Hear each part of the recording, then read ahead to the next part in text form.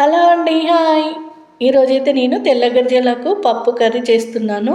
దీంట్లో మంచి పోషక విలువలు ఉంటాయండి. ఇది కిడ్నీ సమస్యలు ఉన్న వారికి మంచి ఔషధంలా పనిచేస్తుంది. అంతేకాకుండా దీన్ని రోజు క్రమం తప్పకుండా తీసుకుంటే షుగర్ లెవెల్స్ కూడా తగ్గుతాయండి. ఇంకా చాలా బెనిఫిట్స్ ఉన్నాయి. చూడండి, ఈ ఆకే తెల్ల గజ్జలకు, దీన్ని పునర్నవ కూడా అంటారు. ఇప్పుడు ఇది మనం కర్రీలా చేసేసుకుందాం. దీనికోసం నేను ఒక 3 టేబుల్ స్పూన్ల పెసరపప్పును హాఫ్ అన్ అవర్ నానబెట్టి పెట్టుకుంటున్నాను. దీనిలోనైతే చాలా పోషక విలువలు ఉంటాయండి. మీరు ఒకసారి ట్రై చేయండి. ఇప్పుడు మనం కర్రీ చేసుకుందాం. స్టవ్ ఆన్ చేసి కడాయి పెట్టి ఒక 3 పావుల ఆయిల్ వేసుకుందాం.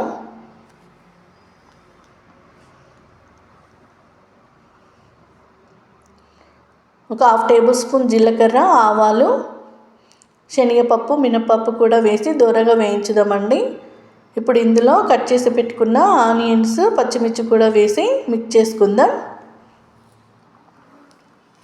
చూడండి, ఇవి కొంచెం మగ్గిపోయాయి కదా. ఇప్పుడు 4-5 వెల్లుల్లి రెబ్బల్ని కచ్చ దంచుకొని వేసుకుందాం.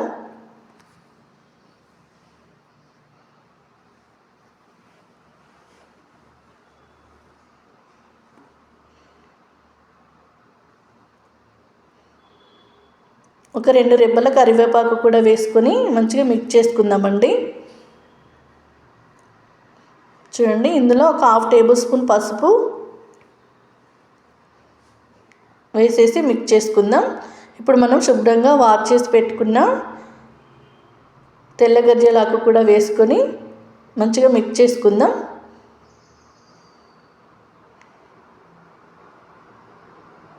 ఇది రక్తహీనతను కూడా పోగొడుతుందండి. రక్తాన్ని శుద్ధి చేస్తుంది, రక్తహీనతను పోగొడుతుంది.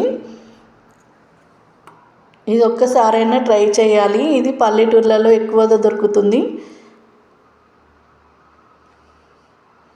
చూడండి, ఇప్పుడు మూత పెట్టి ఒక 5 to 10 minutes కుక్ చేసుకుందాం.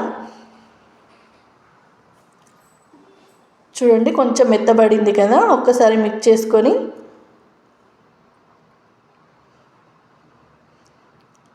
మూత పెట్టి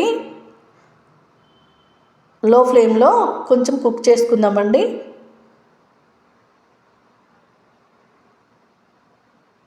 ఒకసారి మిక్స్ చేసుకుందాం.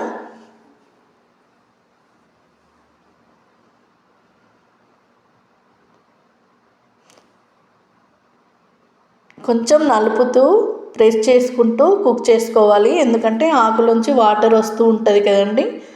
ఇప్పుడు మూత పెట్టి ఒక 10 minutes కుక్ చేసుకుందాం. చూడండి, కొంచెం మగ్గిపోయింది కదా. ఒకసారి మిక్స్ చేసుకొని మూత పెట్టి కుక్ చేసుకుందామండి.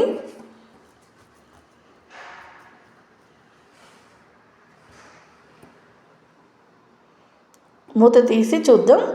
ఇందులో నేను పెసరపప్పు వేసానండి, ఆ క్లిప్ మిస్ అయింది. ఒకసారి మిక్స్ చేసుకుందాం పప్పు వేసాక. చూడండి, మూత పెట్టి ఒక 5 to 10 minutes కుక్ చేసుకుందాం. పప్పు కొంచెం ఉడికిపోయింది.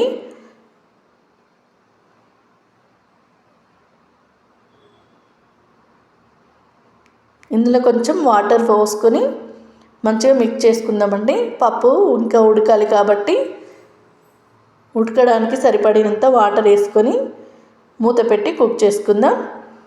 చూడండి, పప్పు కూడా కుక్ అయిపోయింది. ఇప్పుడు మనం ఒక 2 స్పూన్ల కారం వేద్దాం. ఒక హాఫ్ టేబుల్ స్పూన్స్ వేయించి పెట్టుకున్న జీలకర్ర పౌడర్, రుచికి సరిపడినంత సాల్ట్ వేసేసి మిక్స్ చేసుకుందాం.